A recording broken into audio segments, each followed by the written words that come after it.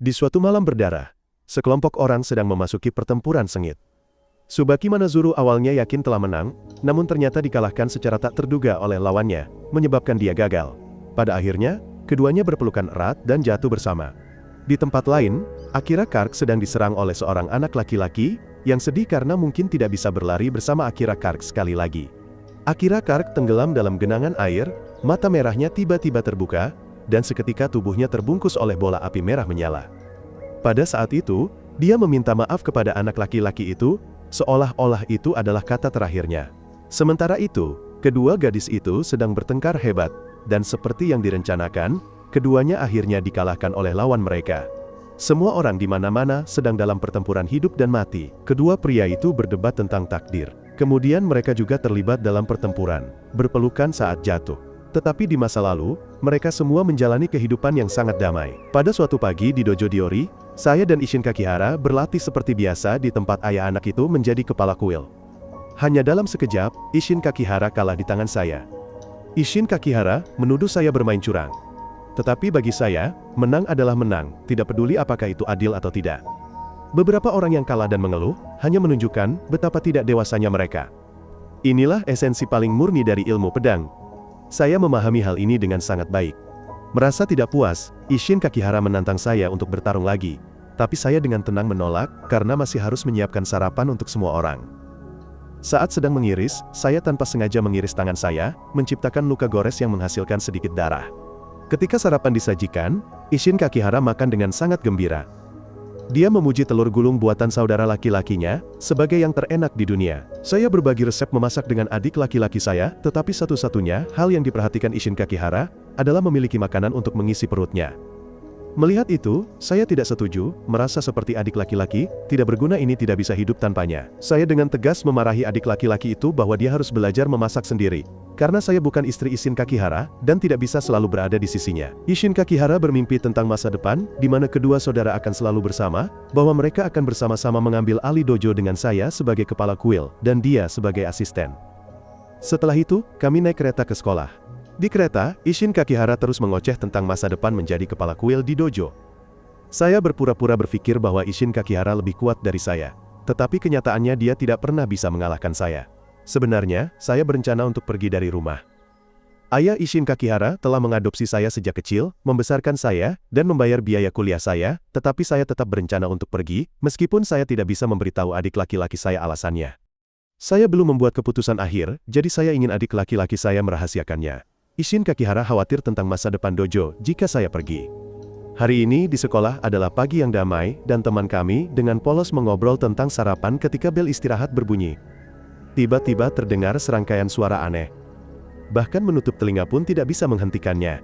Semua orang jatuh tertidur di bangku mereka, hanya saya yang tetap terjaga. Saya membangunkan Isshin Kakihara, mengingatkannya untuk berusaha keras. Kemudian tiba kabut merah beracun mulai menyebar dan menyelimuti segalanya. Pada saat itu, saya juga pingsan. Semua orang menghilang dalam kabut, hanya menyisakan pakaian mereka. Di dimensi lain, saya bertemu dengan seorang gadis berambut pirang mengenakan pakaian gaya Lolita. Dia mengatakan bahwa semua yang kami lihat hanyalah dimensi tiruan, dan segala sesuatu di dalamnya akan segera menghilang, tidak meninggalkan jejak apapun ketika lanskap palsu itu lenyap.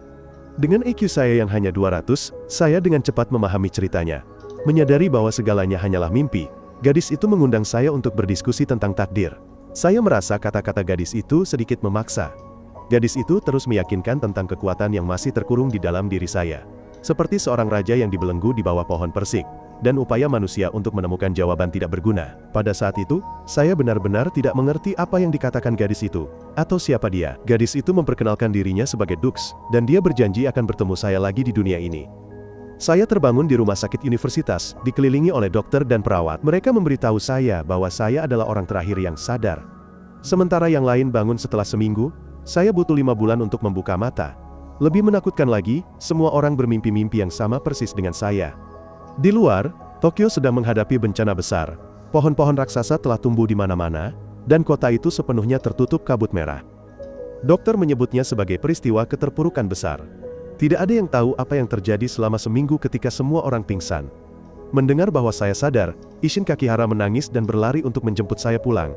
Segera setelah meninggalkan rumah sakit, sepasang wartawan mendekati saya, karena saya adalah orang terakhir yang bangun.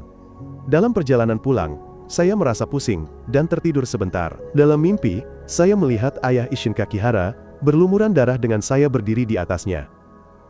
Duri-duri menusuk tangan ayah, membuatnya menjerit kesakitan. Saya terbangun kaget, dan kami sudah sampai di dojo. Saat itu, suara aneh terdengar lagi. Itu disebabkan oleh seorang pria dan seorang gadis. Kemudian, ledakan besar menghancurkan seluruh dojo. Seekor monster muncul, dan yang mengerikan, itu adalah ayah angkat Isshin Kakihara. Monster itu menyerang saya, tetapi saya berhasil menghindarinya. Isshin Kakihara memberi saya tongkat.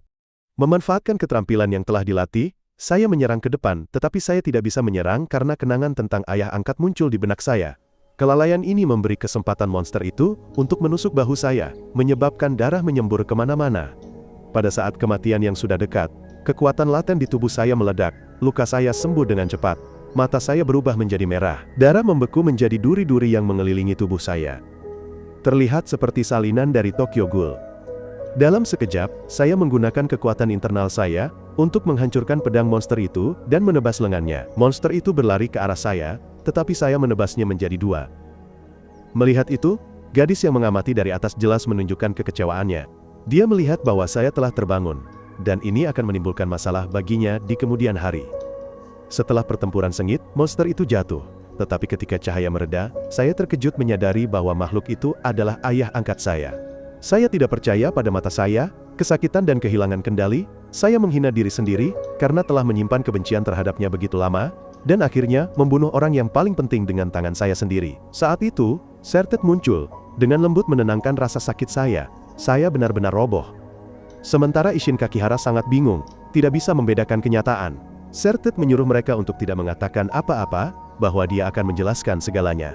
Polisi segera tiba di tempat kejadian, petugas wanita dan rekan-rekannya melakukan penyelidikan, tetapi tidak ada seorang pun dari mereka yang mengerti apa yang telah terjadi. Ketika ditanya tentang Sertet, dia mengatakan bahwa dia adalah teman sekelas kedua bersaudara itu, dan kehadirannya hanyalah kebetulan.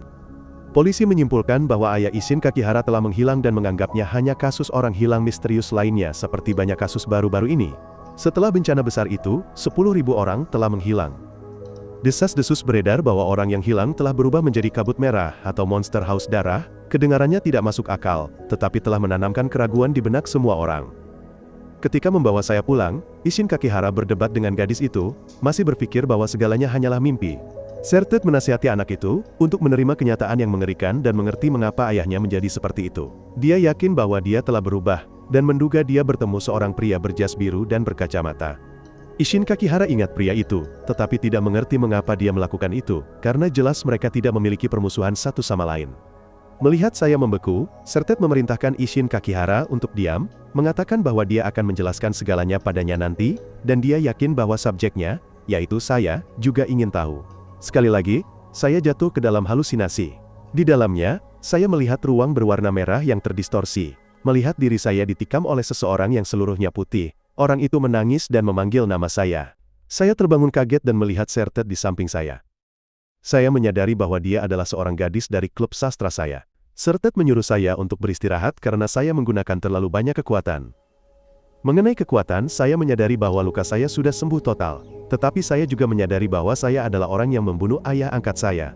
Sertet memberitahu Isshin Kakihara, yang sedang berlatih pedang di luar, bahwa saya sudah sadar. Sertet tetap di samping, merawat saya sedikit demi sedikit, bahkan memasak sarapan, seolah-olah tidak ada yang terjadi. Dia memanggil saya sebagai master.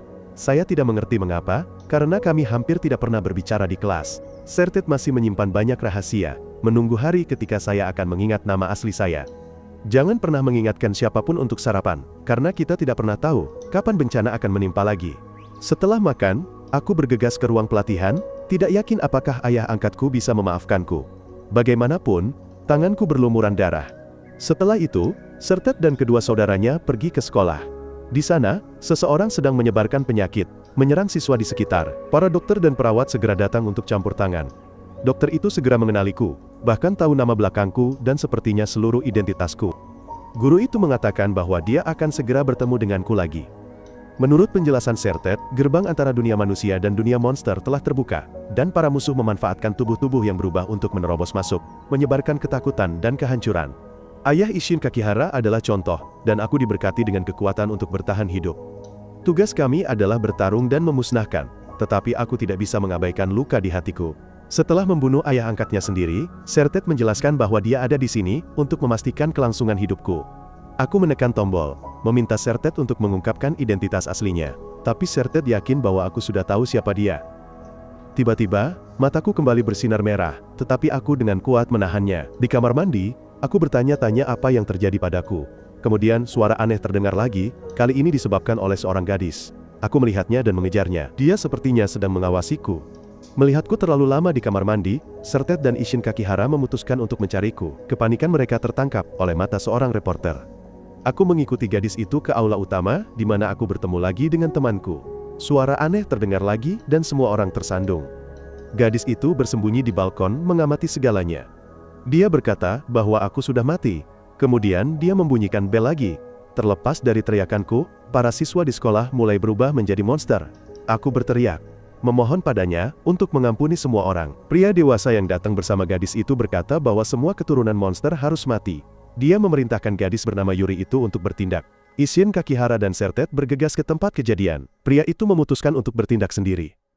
Dia menampar dan memukul kepala Isshin Kakihara seolah ingin meledak. Dia jatuh ke tanah. Sertet memelukku, memohon agar aku mengingat segalanya, dan membangkitkan kekuatan untuk membangkitkan garis keturunan pahlawan yang tertidur di dalam diriku, dan darahku akan mengurus sisanya. Isshin Kakihara masih mengamuk memeluk kepalanya sambil berteriak. Aku tidak bisa melakukannya. Aku takut Isshin Kakihara juga akan menjadi monster, dan aku akan mengulangi kesalahanku. Aku lebih baik mati daripada membunuh orang yang penting bagiku. Isshin Kakihara tidak berubah menjadi monster, tetapi sebaliknya, dia membangkitkan kekuatannya sendiri. Dia berubah menjadi salinan gol dan menyerang. Dia langsung memukul rahang pria berambut hitam yang telah mengubah ayahnya menjadi monster. Ternyata Isshin Kakihara juga keturunan pahlawan. Pria berambut hitam itu melihat satu target lagi untuk disingkirkan, berpikir ini adalah kesempatan bagus untuk membunuh kedua gangguan itu sekaligus. Kemudian dia menampar lagi, mengubah lebih banyak orang menjadi monster, percaya bahwa semua keturunan pahlawan harus mati. Aku masih berdiri di sana, tidak mau tanganku berlumuran darah lagi. Tapi Isshin Kakihara terlempar ke udara oleh monster yang diperkuat. Isshin Kakihara telah terbangun, tetapi meskipun memiliki garis keturunan pahlawan, dia masih terlalu lemah. Setelah menyaksikan Isshin Kakihara hampir kehilangan nyawanya, aku tidak bisa lagi menoleransi melihat orang penting lainnya meninggalkanku. Oleh karena itu, pada saat itu, kekuatan tersembunyi di dalam tubuhku meledak lagi, membantuku untuk bangkit sekali lagi, dan meluncurkan serangan menentukan untuk mengalahkan monster yang sedang mengancam nyawa adekku. Namun, segera setelah itu, tubuh Isshin Kakihara diracuni oleh duri beracun monster itu. Racun menyebar membuat nyawanya sangat rapuh. Dalam situasi putus asa ini, hanya ada satu cara untuk menyelamatkannya. Aku harus mengingat dan memanggil nama asli Sertet, bukan nama palsu yang telah dia gunakan selama ini. Aku berusaha keras untuk mengingat-ingatan sampai sebuah nama muncul dari alam bawah sadarku. Aku memanggil nama aslinya, Julia. Julia tersenyum tipis dan mengakui. Segera, lingkaran cahaya mengelilinginya, membantunya berubah menjadi wujud aslinya, seorang gadis pirang. Pada saat itu, dia melepaskan topeng duniawinya untuk menjadi pelindung sejati. Mulai saat itu, dengan gelar Julia, orang yang ditakdirkan untuk melindungiku dan merawat Isshin Kakihara. Dia menerima tanggung jawab untuk menyembuhkan Isshin Kakihara. Dengan kekuatan yang diperkuat, aku bisa mengalahkan monster itu hanya dengan satu pukulan. Meskipun Isshin Kakihara telah terselamatkan, perasaan sakit yang luar biasa muncul di hatiku, karena tanpa sengaja membunuh monster lain lagi. Sementara jauh di lubuk hati, aku masih menyadari bahwa sebelum berubah, dia adalah manusia dan siswa biasa seperti diriku. Pemikiran ini hampir membuatku kehilangan kendali. Perasaan bersalah membebani saat tanganku terus berlumuran darah. Julia menghiburku bahwa itu adalah satu-satunya cara, tetapi aku marah, karena tidak bisa terus menggunakan itu sebagai alasan untuk membunuh orang tak bersalah. Julia mengerti perasaan itu, tetapi begitu seseorang menjadi monster, tidak ada jalan untuk kembali. Dari kejauhan, reporter itu datang untuk mencari berita. Dia menginterogasiku tentang pembunuhan ayah angkatku, dan segera melabeliku sebagai pembunuh. Ini akan menjadi berita utama. Tiba-tiba, pria berambut hitam dan Yuri muncul dari belakang untuk mengganggu. Dia bisa menggunakan sihir untuk memanggil monster tak terbatas selama ada manusia untuk mengaktifkan gerbang. Dia percaya bahwa semua keturunan pahlawan harus mati, dan dialah yang akan mewujudkannya. Dia meningkatkan kekuatan monster untuk menyerangku. Untungnya, pelindung darah melindungiku. Dia terus meningkatkan kekuatan monster, mengubahnya menjadi sosok raksasa. Monster raksasa itu berlari lurus ke arahku, meluncurkan pukulan yang ditujukan padaku. Tetapi pada saat itu, lapisan darah aneh yang mengelilingi tubuhku segera memberikan perlindungan, membantuku agar tidak terluka parah. Tidak hanya itu, lapisan ini juga memperkuat kekuatan di dalamnya, membuatku jauh lebih kuat. Namun, harga yang harus dibayar juga sangat mahal, karena tubuh manusia tidak dapat menahan jenis kekuatan ini tanpa batas waktu. Meskipun aku menjadi lebih kuat setelah setiap pertempuran, jika ini berlanjut, tubuhku akan segera runtuh. Pria berambut hitam itu tidak dapat memahami kekuatanku. Suara aneh keluar dari tubuhku, gelombang kejut menyebar ke seluruh ruang. Di ruang staf, Tsubaki Manazuru tanpa sengaja mendengarnya, memegang kepalanya kesakitan. Tubuhnya mulai kehilangan kendali. Di saat kekacauan itu, seorang gadis lain muncul, dengan mendesak memanggil Akira Kark, rekan Tsubaki Manazuru, untuk segera membangunkan garis keturunan pahlawan di dalam dirinya, karena hanya ini yang bisa menyelamatkannya. Tidak ada jalan mundur, Akira Kark terpaksa memanggil nama asli Tsubaki Manazuru.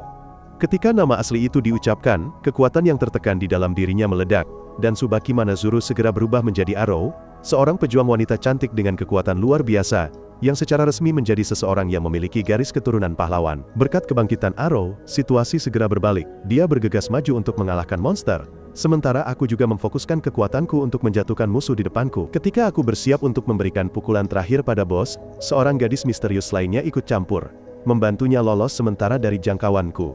Kenangan menyakitkan membanjiri. Aku memegangi kepalaku kesakitan, merasa terikat oleh rantai takdir yang kejam, di mana kekuatan adalah perintah sekaligus belenggu. Teman kami belum berubah menjadi monster. Berkat bantuan dokter dan rekan-rekan, dia sementara aman. Mereka semua membawa kelompokku ke kuil, sebuah benteng pertempuran untuk garis keturunan pahlawan. Di sana, pemimpin tertinggi mereka muncul, yaitu gadis pirang berbaju lolita yang kulihat dalam mimpi, namanya Dux. Disinilah mereka bertarung melawan kekacauan, musuh mereka, dan kekuatan yang membuat dunia menjadi kacau. Dux menjelaskan sebentar tentang takdir yang telah ditentukan. Dia mengatakan bahwa 40 tahun dari sekarang, dunia ini pasti akan dihancurkan. Dan ketika kehancuran itu datang, hanya seorang pahlawan dengan gelar Raja Merah yang dapat menyelamatkan umat manusia. Semua orang yang memiliki garis keturunan pahlawan, memiliki potensi untuk menjadi Raja Merah. Tetapi jika orang itu tidak muncul, dunia akan segera tenggelam dalam kekacauan dan keputusasaan. Kata-kata kuno ini membuat reporter itu setengah percaya setengah tidak percaya. Namun Dux mengingatkan bahwa bahkan monster yang ada di depan mereka dulunya dianggap tidak berharga. Oleh karena itu, semua orang perlu mempercayai kebenaran ini. Sementara itu, di tempat lain, sekelompok orang misterius lainnya sedang mendiskusikan rencana mereka. Mereka adalah orang-orang yang menyebabkan keruntuhan besar, membuka gerbang bagi makhluk dari dunia lain untuk masuk, dan tujuan mereka adalah memusnahkan seluruh garis keturunan pahlawan. Di kuil, Dux mengumumkan bahwa satu-satunya cara untuk menghentikan kekacauan adalah dengan menghancurkan Tokyo, mengakhiri gerbang yang menghubungkan kedua dunia. Mendengar itu, banyak orang terkejut karena itu bukan hanya sebuah kota, tetapi rumah bagi jutaan orang tak bersalah. Julia menekankan bahwa para pelindung hanya ada untuk mencegah keruntuhan besar ini. Sementara semua orang masih berdebat, Tsubaki Manazuru telah kembali ke wujud manusianya. Meskipun jiwa Arrow masih ada di dalam dirinya, Akira Karek, yang tidak dapat menerima kenyataan, menyalahkan dan menuduhku atas semua tanggung jawab dan kesalahan, menuduhku telah membantu Tsubaki Manazuru sebelumnya. Meskipun Shoko menekankan bahwa sekali berubah menjadi penyihir, tidak ada jalan untuk kembali, Akira Kark tidak bisa menahan amarahnya. Dia berdiri sendirian di halaman, menyalakan rokok dengan santai, matanya penuh kebencian, bersumpah pada dirinya sendiri bahwa dia akan menemukan kebenaran dan menghukumku dengan cara apapun. Teman kami dibawa ke dokter. Dokter menjelaskan bahwa orang yang bisa berubah menjadi monster membawa gen khusus. Gen ini memiliki hubungan khusus dengan celah. Aku pikir semua ini adalah kesalahanku. Dalam kesadaranku, aku diseret ke dimensi lain di mana Dux memaksaku untuk memilih. Baik menerima bahwa tanganku akan terus ternoda darah, dan mengubah segalanya menjadi abu, untuk mendapatkan masa depan baru, atau mencari penyelamatan yang rapuh. Ketika aku sadar, tanganku masih berlumuran darah. Aku dan yang lainnya, mulai menjalankan misi, menghancurkan penghalang. Setelah diajari cara menggunakan kekuatan dengan benar, aku menjadi jauh lebih kuat. Yang lain hanya bisa menonton, karena mereka tidak cukup kuat untuk melakukan misi ini. Untuk menyelamatkan masa depan, satu-satunya jalan adalah memusnahkan Tokyo, mengakhiri celah yang memungkinkan monster masuk. Sementara timku bergerak menuju sarang para pemberontak, mereka mulai bertengkar satu sama lain. Pemimpin pemberontak tidak ingin orang-orang berdarah pahlawan mengikuti perintahnya. Mereka percaya ini akan membuat mereka dalam posisi yang kurang menguntungkan. Tapi pria berambut hitam itu tidak cukup kuat untuk mengalahkanku.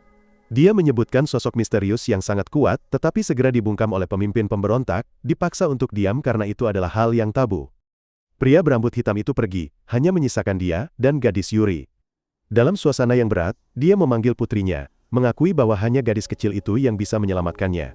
Meskipun dia tidak ingin menempatkan gadis kecil itu dalam bahaya, dia juga mengerti bahwa segala sesuatunya telah mencapai jalan buntu. Sementara itu, setelah menghancurkan 2 penghalang dalam waktu singkat, timku kembali ke kuil.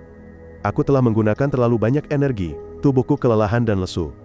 Tapi aku percaya selama dunia bisa diselamatkan, pengorbanan pribadi apapun dapat diterima.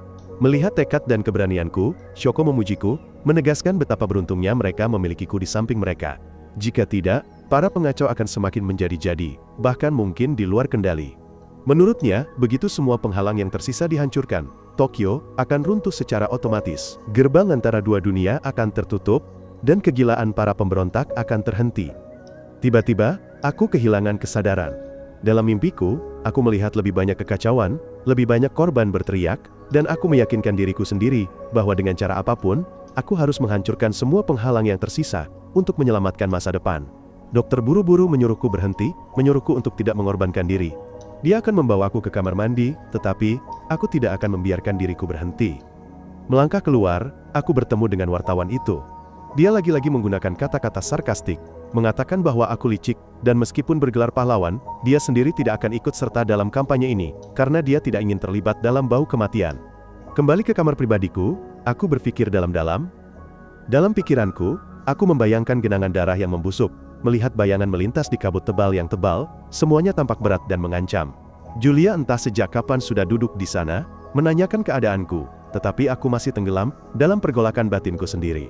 Di tempat lain di jalan yang ramai, sepasang kekasih sedang berjalan-jalan. Pemuda itu memiliki penampilan seorang pemuda kota. Di klinik, perawat mengetuk pintu dan melihat dokter telah jatuh ke lantai. Dalam napas yang terputus-putus, dia hanya berhasil mengatakan bahwa dia membutuhkan obat untuk mengendalikan dirinya, sambil menyuruhnya pulang sendirian malam ini karena dia tidak bisa menemaninya. Jika dia tidak pergi, banyak hal akan menjadi merepotkan. Maka dia naik ke sepeda motor besarnya dan pergi. Ketika malam tiba, saat aku melanjutkan pekerjaanku, aku dicegat oleh 2 orang dari pihak kekacauan. Isshin Kakihara dengan cepat menyadari bahwa tanpa manusia, musuh tidak akan bisa menciptakan monster. Seketika, aku melancarkan serangkaian serangan yang mengarah langsung ke pria berambut hitam itu. Perawat itu tidak mau kalah, mengaktifkan kemampuannya, dan ikut bertempur. Setelah pertarungan yang setara, Yuri dan aku berhadapan. Aku bertanya pada Yuri siapa dia sebenarnya. Yuri tetap diam sementara pria berambut hitam di sampingnya bingung mengapa dia tidak melawan habis-habisan musuh. Yuri sedikit kehilangan konsentrasi dan aku segera menyerangnya. Dalam sekejap, aku mendapati diriku berdiri di tengah kabut putih tebal. Di sana, Yuri muncul lagi, memberi isyarat bahwa ini adalah ingatan yang mulai terbentuk. Aku berbalik untuk pergi, tetapi gadis itu terus mengikutiku, menyatakan bahwa aku tidak bisa lari dengan hanya berputar-putar di sini. Aku tidak mengerti mengapa Yuri terus mengikutiku. Kami berdua mulai berdebat, masing-masing percaya bahwa pandangan orang lain salah. Yuri mengatakan aku tidak bisa menghancurkan penghalang, karena itu akan menyebabkan Tokyo runtuh. Dengan hampir semua orang tidak selamat, aku balas menuduh bahwa semua ini, karena Yuri telah mengubah semua orang menjadi monster. Sebenarnya, Julia telah kehilangan jejakku. Dalam labirin ingatan, aku mencoba melarikan diri, tetapi semakin tersesat. Yuri tiba-tiba mengajukan usul, menyiratkan bahwa kami harus melupakan segalanya dan tinggal di tempat ini. Dia tidak peduli dengan hal lain, percaya bahwa berada di sisiku adalah yang terbaik. Aku tidak setuju, dan gadis itu terus mengusulkan agar kami untuk sementara bisa meninggalkan musuh, menjadi sekutu untuk pergi dari tempat ini bersama. Dia membawaku ke sebuah patung batu besar, menjelaskan bahwa itu adalah sumber energi, dan jika kami mengisi cukup energi ke dalamnya, itu akan membuka jalan keluar. Aku kehilangan akal sehat dan berniat menghancurkannya, tetapi gadis itu menghentikanku, mengatakan bahwa itu bukan caranya. Namun, aku tetap keras kepala menggunakan kekuatanku. Dia harus menyuruhku untuk memfokuskan semua energi pada satu titik, mengendalikan aliran alih menggunakan kekuatan secara sembarangan. Pada saat itu, kenangan masa kecilku membanjiri. Aku melihat lagi sosok seorang wanita yang tak lain adalah Yuri. Ketika aku masih bingung, kesadaranku mulai memudar, dan aku jatuh ke tanah. Yuri duduk di sampingku, hanya tersenyum tipis melihatku, lalu pergi dengan gumaman bahwa semua kesalahan berasal dari kutukanku. Aku masih punya banyak pertanyaan tentang siapa gadis ini sebenarnya. Setelah muncul kembali, aku segera bangkit untuk melindungi rekan-rekanku. Tindakan tegas ini membuat pihak lawan terkejut, terutama ketika mereka menyaksikan Yuri, yang kekuatannya mereka percayai, kalah telak dariku. Perasaan tidak aman langsung muncul di hati mereka, membuat seluruh kelompok dengan cepat menyadari situasi yang tidak stabil dan terpaksa mundur untuk menghindari bahaya dan memeriksa kondisi Yuri. Semua orang mendarat di tanah sementara pikiran saya terus mengingat peristiwa yang baru saja terjadi. Suasana menjadi berat. Julia bertanya kepadaku tentang apa yang terjadi karena dia kehilangan jejakku dan tidak bisa bergerak. Tapi aku masih tenggelam, mengatakan bahwa aku membutuhkan ruang tenang dan ingin sendirian. Sementara itu, Isshin Kakihara, yang juga berada di kuil, teringat pemandangan mengerikan yang dia saksikan secara langsung. Seorang gadis bertopeng telah muncul dan memanggil sekelompok monster yang menakutkan. Shoko menceritakan bahwa dia harus berhadapan dengan anggota Dewa Pelindung, sebuah organisasi yang telah lama berdiri untuk melindungi Jepang bahkan sebelum negara itu didirikan. Dan jelas sekarang mereka telah menjadi musuh. Perawat itu bertanya-tanya, mengapa aku tiba-tiba menghilang dalam pertempuran tentang mimpi pria berkacamata itu, tetapi aku hanya menjawab bahwa aku tidak ingat apapun yang terjadi. Dalam suasana yang tegang, wartawan itu sangat tidak senang dipanggil. Informasi mereka bocor dan ada kemungkinan dia adalah mata-mata. Mereka mulai curiga bahwa dia mungkin seorang mata-mata, tetapi dia membantah bahwa menjadi mata-mata tidak akan memberinya keuntungan apapun. Melihat situasi tidak baik, semua orang menghentikan penyelidikan. Terlepas dari hasilnya, fakta bahwa mereka disergap adalah benar. Terburu-buru saat ini hanya akan mengarah pada hasil yang tidak stabil. Menghadapi pertanyaan yang belum terjawab, misi saat ini ditunda sementara. Aku tetap memasang wajah datar, selalu tenggelam dalam pikiran. Aku menemui dokter untuk berbagi apa yang terjadi sebelumnya, menceritakan kata-kata Yuri bahwa semuanya adalah karena kutukan yang kuderita. Sementara menyadari bahwa aku tidak punya ingatan tentang masa kecil, bahkan tidak ingat wajah ibuku. Secara mengejutkan, wartawan itu menyela, menegaskan bahwa dia tahu lebih banyak dariku. Dia bertanya, mengapa aku tidak bisa mengingat apapun, bahkan ketika peristiwa besar telah terjadi. Lalu, dia mulai menceritakan kebenaran sejak 10 tahun yang lalu. Ibu saya pernah bekerja di fasilitas ilmiah rahasia, tempat semua penelitian tidak pernah dipublikasikan. Setelah itu, dia dan suaminya menghilang, tidak pernah ditemukan jejaknya. Pria pemberita itu melangkah lebih jauh, menuduh bahwa saya adalah orang yang membunuh orang tua saya, dan dia bahkan ingat bagaimana saya menyeret mereka, membuat dokter harus segera turun tangan untuk menghentikan ucapan yang kejam itu.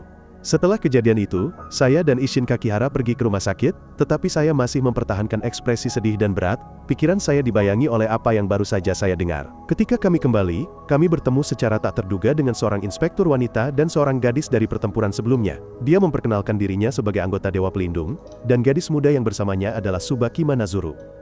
Keduanya memberitahu bahwa Dewa Pelindung sedang menyelidiki penjahat di balik serangkaian penghilangan misterius baru-baru ini. Tersangka adalah seorang pria bernama Aoba, sering mengenakan jaket biru dan kacamata hitam. Mendengar ini, Isshin Kakihara tidak bisa menahan diri, segera menarik kerah pria itu, dan menuntut untuk mengetahui keberadaan Inuki Aoba. Inspektur wanita itu menjawab bahwa dia juga sedang dalam proses memburunya. Dalam situasi itu, Isshin Kakihara secara proaktif mengusulkan kerjasama dan permintaannya segera diterima. Dia tidak akan pernah memaafkan Inuki Aoba. Kedua gadis itu juga mengizinkan mereka untuk bekerja sama dalam penyelidikan. Semua perkembangan ini disaksikan oleh dokter dari kejauhan. Adapun saya pergi ke sebuah rumah kecil yang dikelilingi oleh bunga-bunga yang bermekaran. Namun, tiba-tiba, genangan darah muncul di depan mata saya, membuat saya terkejut. Hanya untuk menyadari bahwa itu semua hanyalah mimpi. Sementara itu, dokter sedang asyik meneliti, berusaha menciptakan batu merah misterius. Tampaknya berhasil, tetapi dia gagal lagi. Pria pemberita sedang melemparkan kertas ke segala arah dalam kemarahannya yang hebat, sementara Shoko diam-diam menyapu lantai kuil. Inspektur wanita itu duduk diam, tetapi kemudian dipanggil oleh pria pemberita. Dokter terus bekerja dalam keadaan kelelahan, dan tampaknya semua orang sibuk dengan tugas mereka sendiri. Saya duduk diam di taman, memeluk bunga, senyum tipis muncul di bibir saya. Perawat datang menemui dokter, mendesaknya untuk tidak bekerja terlalu keras, tetapi dia hanya menjawab bahwa dia tidak punya banyak waktu lagi. Selama waktu ini, Inuki Aoba muncul, diikuti dan difoto secara diam-diam oleh pria pemberita dan Ero. Saya masih sering mengunjungi teman saya di rumah sakit, selalu menyalahkan diri sendiri atas segalanya. Dokter memberi saya secercah harapan, dengan mengatakan bahwa dia sedang mencari cara untuk mengobati saya. Semuanya berjalan sangat baik. Dia ingin melakukan segala yang dia bisa, agar di kemudian hari dia tidak perlu hidup dalam penyesalan. Di bawah senja, dokter mengakui dengan sedih bahwa dia pernah mencoba menghancurkan laboratorium, tetapi akhirnya dibawa oleh Dux ke kuil seolah-olah itu adalah takdir. Saya menyatakan bahwa saya hanya berharap diampuni, ingin melepaskan diri dari rasa sakit ini, dan tidak ingin terus membunuh orang. Dokter segera menghibur saya. menegaskan bahwa dia telah menemukan solusi untuk menyembuhkan saya. Mengenai Dewa Pelindung, mereka menyimpulkan bahwa Inuki Aoba adalah orang di balik segalanya, tetapi juga menduga bahwa mereka mungkin salah sasaran. Malam itu, saya bermimpi melihat dokter jatuh dalam genangan darah, yang membuat saya terbangun dengan ngeri. Saya segera menelpon rumah sakit, tetapi tidak dapat menghubungi dokter. Hanya perawat yang menjawab. Saya meminta perawat untuk segera memindahkan panggilan ke dokter, tetapi dia juga tidak dapat menemukannya. Dalam kekhawatiran yang ekstrim, saya bergegas keluar untuk mencari.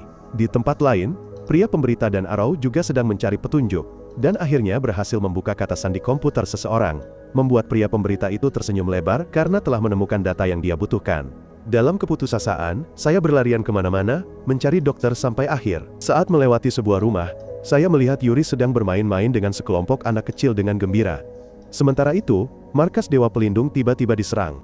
Isshin Kakihara bergegas membantu, tetapi gadis itu mengatakan, dia tidak perlu khawatir tentang dia, dan harus mengejar penjahat. Namun, Isshin Kakihara bersikeras bahwa dia tidak bisa meninggalkannya sendirian. Di tempat yang tinggi di bawah cahaya bulan yang dingin, dokter tiba-tiba melolong seperti serigala liar. Kebenaran yang mengerikan terungkap bahwa dialah monster yang baru saja muncul dan menyebabkan kekacauan yang harus dihadapi Isshin Kakihara. Tsubaki Manazuru telah sadar kembali.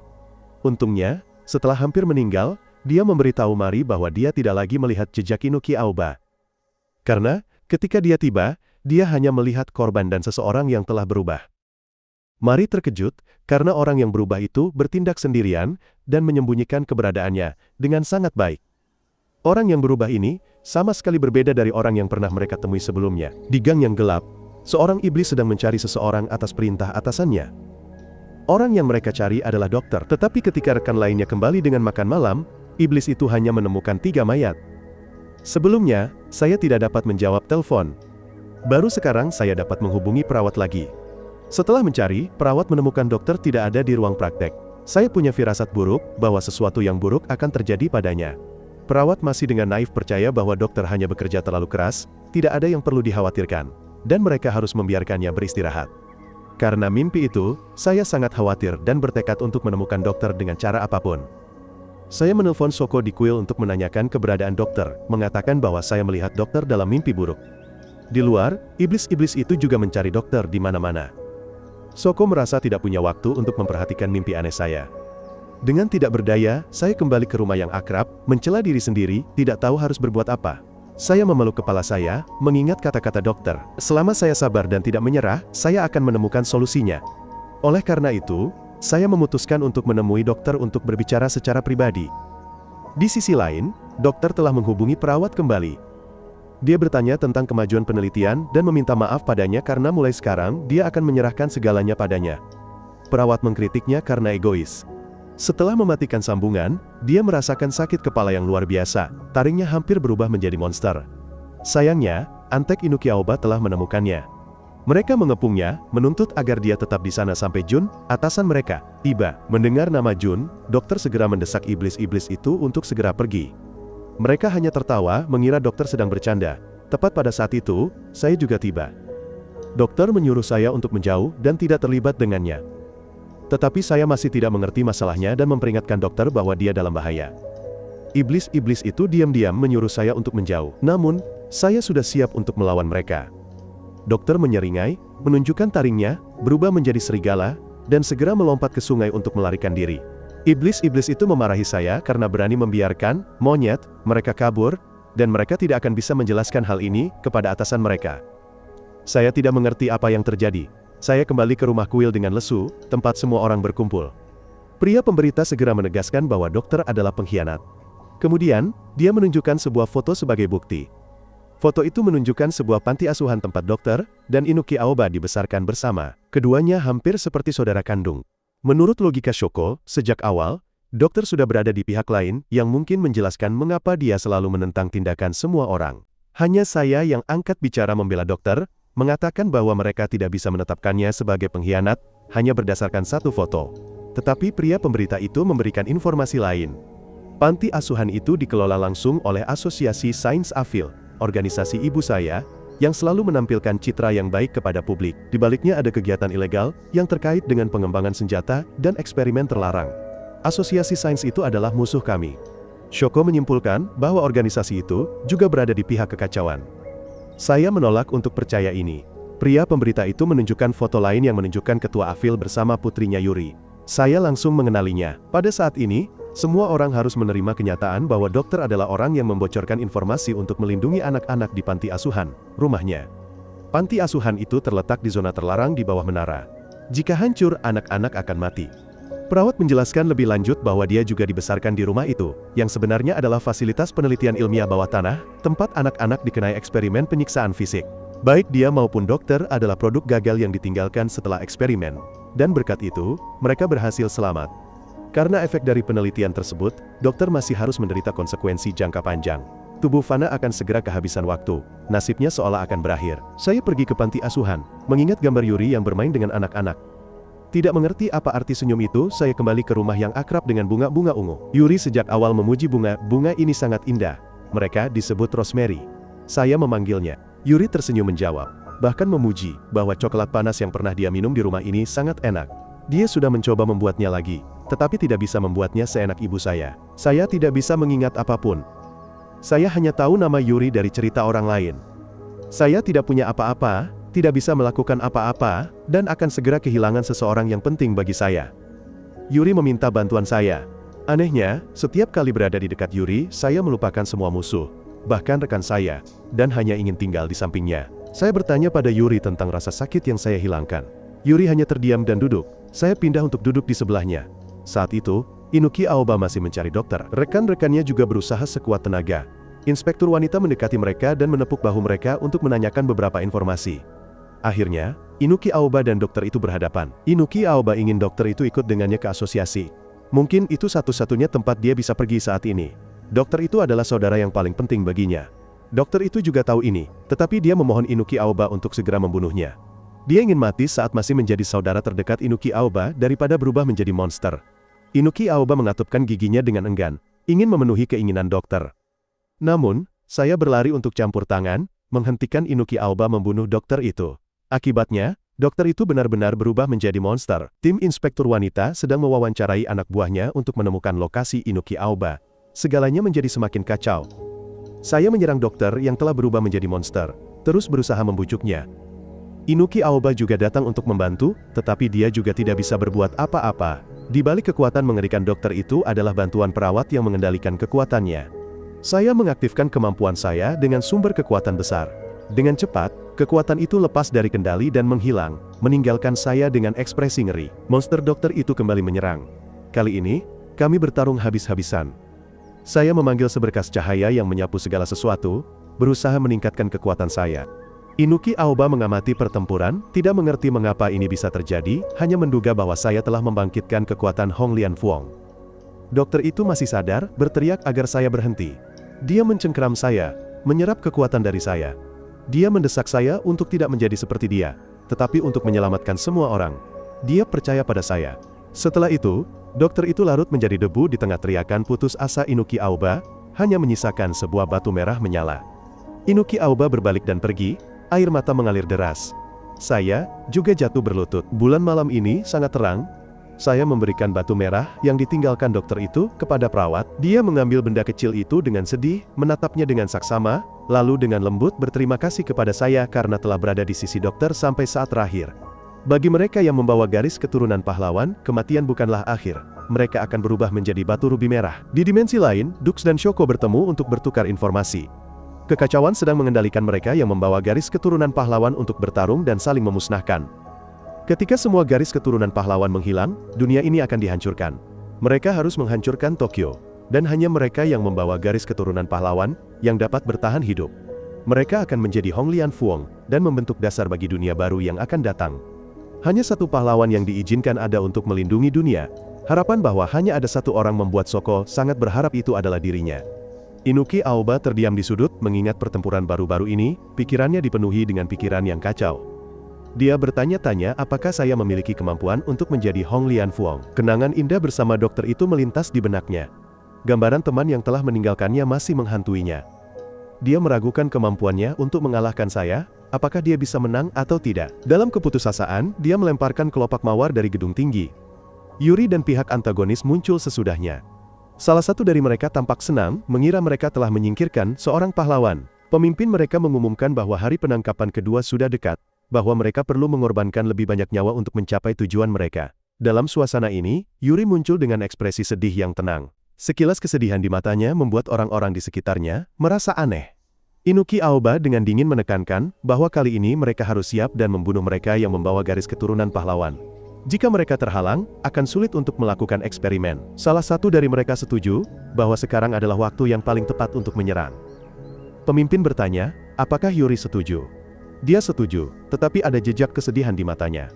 Melihat itu, pemimpin memerintahkan agar dia segera menyelesaikan tugas untuknya. Setelah pertemuan, Inuki Aoba berdiskusi dengan rekan-rekannya tentang membunuh saya terlebih dahulu, karena saya telah membunuh teman terdekatnya.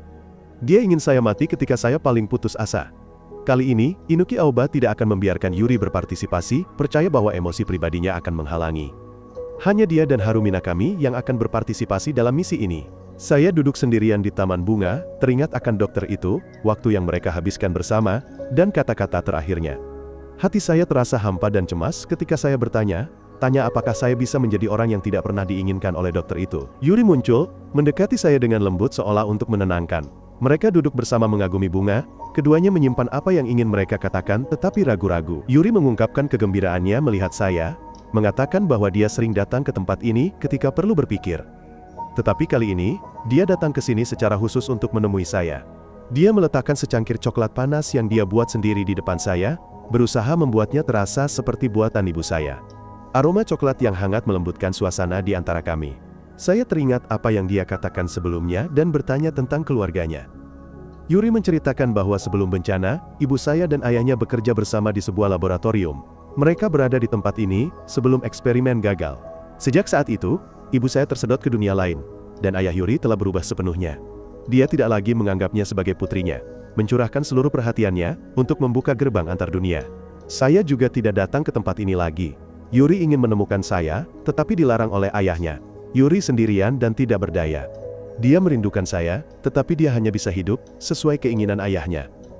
Dia mengatakan bahwa ayahnya hanya menganggapnya sebagai wadah garis keturunan pahlawan, bukan sebagai anak perempuan. Dia dipaksa untuk berpartisipasi dalam hal-hal mengerikan, bahkan dipaksa melakukan hal-hal yang bertentangan dengan hatinya. Rumah ini adalah satu-satunya tempat dia merasa menjadi miliknya. Saya berterima kasih kepada Yuri atas coklatnya, mengatakan bahwa saya merasa sedikit lebih baik. Saya duduk di gereja teringat ibu, dokter, dan Yuri. Kemudian tiba-tiba dalam pikiran saya muncul gambaran Isshin Kakihara terbaring dalam genangan darah, seperti dokter sebelumnya. Berpikir bahwa Isshin Kakihara tidak diizinkan mati begitu saja seperti perintah. Saya segera bangkit untuk mencari Isshin Kakihara, tetapi tidak menemukannya. Saat itu, Isshin Kakihara sedang berjalan-jalan dengan Tsubaki Manazuru di kota. Bersama dengan pihak antagonis yang diam-diam mengikuti mereka, Tsubaki Manazuru membawanya ke sebuah atap. Ini adalah Tokyo, tetapi dari luar, pemandangan ini tidak terlihat. Ini adalah tempat favorit Tsubaki Manazuru. Ada banyak tempat yang dia ingin kunjungi bersama Isshin Kakihara. Setelah itu, dia mengundangnya untuk makan. Saya kembali ke taman bunga, untuk bertemu Yuri. Di restoran, Harumi Nakami mengeluh mengapa dia harus menjadi orang jahat, dia malah harus mengikuti beberapa anak nakal.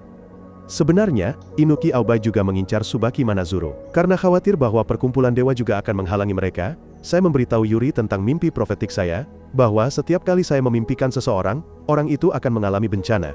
Kali ini, mimpi itu menunjukkan Isshin Kakihara. Yuri percaya bahwa saya memiliki kemampuan untuk mengubah nasib jika saya berani mencoba, dan dia akan selalu mempercayai saya. Begitu saya menerima panggilan minta tolong dari Isshin Kakihara, saya bergegas ke lokasi yang diberitahukan. Tetapi ternyata itu hanya permintaan pelunasan tagihan, karena adik saya lupa membayarnya. Rasa lega membanjiri hati saya ketika mengetahui Isshin Kakihara masih aman. Tetapi sebelum saya sempat bernapas lega, pihak antagonis tiba-tiba menyerang. Harumi Nakami berlari ke arah Tsubaki Manazuru untuk membungkamnya. Tsubaki Manazuru dengan cepat beralih ke mode pertempuran. Saya melihat Isshin Kakihara tergantung terbalik di udara, pemandangan yang sama persis dengan gambaran dalam mimpi saya. Inuki Aoba menahan saya agar tidak bergerak. Jika saya bergerak, dia akan membunuh Isshin Kakihara. Inuki Aoba menyalahkan saya karena membiarkan dokter itu mati. Inuki Aoba mengumumkan akan menyiksa Isshin Kakihara, agar saya juga merasakan rasa kehilangan yang serupa. Dia ingin membalas dendam pada saya, merasa bahwa segalanya adalah kesalahannya. Yuri tiba-tiba muncul di tengah kekacauan dan berlari untuk menyelamatkan Isshin Kakihara. Dia segera melindungi saya seolah melupakan semua ikatan dengan ayahnya. Tindakannya jelas merupakan pengkhianatan terhadap ayahnya. Dia telah mengerahkan segalanya untuk menyelamatkan teman-temannya. Inuki Aoba, meskipun marah, tidak mau melukai Yuri. Sementara itu, prajurit rendahan Harumi Nakami, yang mereka pikir akan menjadi pemimpin mereka dalam menghadapi Tsubaki Manazuru, benar-benar dikalahkan. Tsubaki Manazuru bergegas mendekat dan melihat Isshin Kakihara sedang beristirahat di bawah pohon. Ternyata Isshin Kakihara masih selamat. Faktanya, Yuri telah mengkhianati ayahnya untuk menyelamatkan mereka. Dia tidak punya tempat lain untuk bersembunyi. Kali ini, takdir membawanya kepadaku untuk diselamatkan. Malam itu, semua orang diundang ke kuil untuk bertemu dengan Dewan Penjaga Dewa. Si jurnalis menerima panggilan itu dan tampak tidak senang. Dia merasa tidak nyaman karena terlibat dalam masalah rumit. Shoko meminta maaf dengan lembut karena telah mengganggu, tetapi mengatakan bahwa situasi saat ini tidak menyisakan pilihan lain. Dewan Penjaga Dewa segera tiba, dan suasana menjadi tegang. Aku menatap semua orang dan perlahan menjelaskan alasan mengapa aku memanggil mereka, adalah untuk mengusulkan kerjasama. Untuk mencari cara melindungi dunia bersama-sama. Begitu aku selesai berbicara, Tsubaki Manazuru segera setuju untuk bekerja sama. Namun, anggota lain dari Dewan menganggap itu hanya fantasi naif, dan Tsubaki Manazuru akan dihukum. Dia dengan cepat menuduh kelompokku menyebabkan bahaya, bahkan mengancam akan menghancurkan dunia ini. Tetapi Shoko membantah, mengatakan bahwa apa yang mereka lakukan bukanlah untuk menghancurkan, melainkan untuk melindungi dunia dari kehancuran. Gadis dari Dewan Penjaga Dewa, Julie Ichijo, tidak menerima ini, melihat kelompokku sebagai orang gila yang menganggap diri mereka sebagai organisasi pelindung negara sambil membunuh musuh mereka. Dia segera bersiap untuk pertempuran. Anak laki Sagura yang bersamanya juga memanggil senjata mistisnya. Isshin Kakihara juga tidak mau kalah, langsung berubah wujud. Tsubaki Manazuru dengan tergesa-gesa menghentikan mereka, takut bahwa konflik akan meletus di udara yang tegang dan kabel-kabel listrik. Tsubaki memperingatkan bahwa jika Tokyo tidak dihancurkan, dunia pasti akan menghadapi kepunahan. Aku dengan berani membantah, percaya bahwa masih ada cara untuk menyelamatkan dunia, tanpa harus menghancurkan Tokyo. Melihat ini tampak menjanjikan, Dewan Penjaga Dewa mulai menunjukkan minat pada negosiasi. Saat itu juga, aku memanggil Yuri untuk maju. Ketika melihatnya, seluruh dewan segera menganggap Yuri sebagai musuh dan serentak menyerangnya. Aku dengan cepat melindunginya, dengan berani menyatakan bahwa Yuri adalah sekutu. Orang lain tertegun, percaya bahwa aku telah ditipu, tetapi aku membantah dengan bukti bahwa Yuri telah menyelamatkan Isshin Kakihara dari tangan musuh. Isshin Kakihara juga melangkah maju untuk mengonfirmasi, membuat suasana menjadi tenang untuk sementara waktu. Aku menceritakan mimpi nubuatanku dan menekankan bahwa Yuri telah membantuku mengubah takdir. Isshin Kakihara yang masih hidup adalah bukti yang jelas. Aku tidak akan lagi percaya pada takdir, tetapi hanya fokus untuk bergerak maju.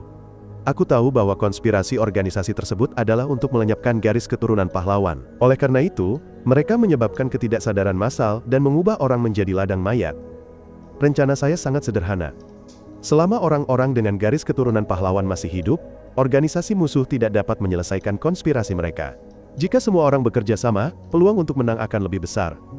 Beberapa orang perlahan dibujuk, tetapi Shoko masih tidak mempercayai Yuri.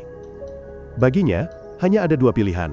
Atau Tokyo akan dihancurkan, atau garis keturunan pahlawan akan dimusnahkan. Aku berusaha keras untuk membujuk lebih lanjut, tetapi upaya penalaran ini tampaknya tidak efektif bagi Shoko. Meskipun demikian, banyak orang masih setuju untuk mendukungku, hanya beberapa yang berpendapat keras bahwa mereka seharusnya tidak terlalu cepat menaruh kepercayaan. Sementara itu, di markas musuh, mereka sepenuhnya menyadari bahwa Yuri telah mengkhianati mereka. Ayah Yuri, yang dingin dengan jijik memanggil putrinya sebagai gadis bodoh yang terobsesi dengan pria, tetapi tetap menganggapnya berguna. Dia segera memerintahkan untuk mencari Yuri. Si jurnalis terus berusaha membujuk petugas polisi wanita itu untuk tidak mempercayaiku, percaya bahwa masa depan ditentukan oleh masa lalu. Jika tanganku saat ini berlumuran darah, masa depan pasti akan tenggelam dalam darah. Aku membunuh ayahku sendiri untuk bertahan hidup. Tetapi gadis itu tetap gigih, hanya mengatakan untuk mengikutinya ke suatu tempat untuk verifikasi. Aku sedang duduk sendirian di bawah sinar bulan, merenung dengan tenang, ketika Yuri membawakanku secangkir coklat panas. Sementara itu, polisi membawa si jurnalis ke arsip tempat penyimpanan berkas kasus 13 tahun lalu. Di sana, dia membuktikan bahwa aku bukan pembunuh ayahku, seperti yang diyakini si jurnalis selama bertahun-tahun. Dia telah menyembunyikan beberapa dokumen penting ketika dia mengetahui bahwa aku memiliki garis keturunan pahlawan. Menurut berkas itu, 13 tahun yang lalu, insiden bunuh diri keluarga terjadi di rumahku. Ketika polisi tiba, aku yang panik telah mengaku telah membunuh ayahku. Tetapi setelah itu, aku kehilangan semua ingatan. Ada bekas cekikan di leherku. Dokumen penyelidikan menunjukkan bahwa ayahku berniat membunuhku, tetapi berubah pikiran dan mengakhiri hidupnya sendiri. Meninggalkan pesan terakhir, memohon putranya untuk terus hidup. Si jurnalis tertegun, keyakinannya selama bertahun-tahun telah terguncang. Meskipun memahami sebagian kebenaran, dia masih sulit menerimanya. Panggilan darurat berdering, meminta semua orang berkumpul di kuil. Yuri menjelaskan bahwa organisasi tersebut bersiap untuk menyebabkan bencana ketidaksadaran kedua, tetapi dia tidak tahu detailnya. Shoko terus menyebarkan keraguan, mendesak semua orang untuk tidak mempercayai Yuri. Tetapi kali ini, sebagian besar telah memilih untuk mendukung gadis itu. Shoko hanya bisa mengertakkan gigi dan menyatakan bahwa mereka akan menyesalinya. Di taman bunga yang akrab, Yuri tersentuh oleh kepercayaan semua orang. Dia menyandarkan kepalanya di tanganku, tersenyum tipis, bersyukur karena akhirnya dia bisa membantuku. Aku sangat ingin mengingat segalanya tentang Yuri, percaya bahwa takdir telah mulai berputar. Yuri mengeluarkan sebuah buku, sebuah barang yang pernah ibu memberikannya padanya, dan memberikannya kepadaku. Begitu menyentuhnya, aku langsung pingsan, masuk ke dalam mimpi lain. Sementara kenangan masa kecil menyala, mengungkapkan peristiwa 13 tahun lalu. Dan saat itu juga, sosok petugas polisi wanita muncul di kepalaku. Sementara itu, petugas polisi wanita itu melanjutkan penyelidikannya, dan secara tak sengaja disergap oleh musuh. Dia bertarung dengan gagah berani, tetapi akhirnya terluka parah. Musuh, yang menyebut dirinya Dewa Kematian, mengatakan bahwa dia akan memberinya hukuman mati. Kembali ke kuil, Shoko memanfaatkan situasi, berteriak bahwa semua ini adalah akibat mendengarkan musuh. Petugas polisi wanita itu berusaha keras untuk kembali, hanya sempat meninggalkan satu petunjuk terakhir sebelum pingsan, dan menghilang dalam pelukan si jurnalis. Shoko sekali lagi menyerang Yuri secara verbal. Saat itu juga, ayah Yuri muncul, membuat semua orang salah paham bahwa dia adalah pengkhianat. Dia menyatakan akan membawa putrinya pulang. Bertentangan dengan harapan di mataku, Yuri tidak mengatakan apa-apa, hanya diam-diam mengikuti ayahnya. Tetapi ketika sampai di rumah, dia tidak disambut. Ayah yang kejam itu memukulnya, menghukumnya, dan memerintahkan agar dia tidak pernah lagi menginjakkan kaki di taman bunga. Dalam kegelapan, di tengah lautan darah, sosok suram si jurnalis muncul lagi, seolah dihantui oleh serangkaian tragedi. Mimpi darah kenabian mengatakan bahwa orang yang akan menghadapi bahaya selanjutnya adalah si jurnalis. Aku berdiri diam di atap. Sebelumnya, aku telah pergi menemui Dewan Penjaga Dewa untuk memohon pengampunan. Tetapi, tatapan dari Dewan Penjaga Dewa yang tertuju padaku penuh dengan tuduhan dan kemarahan.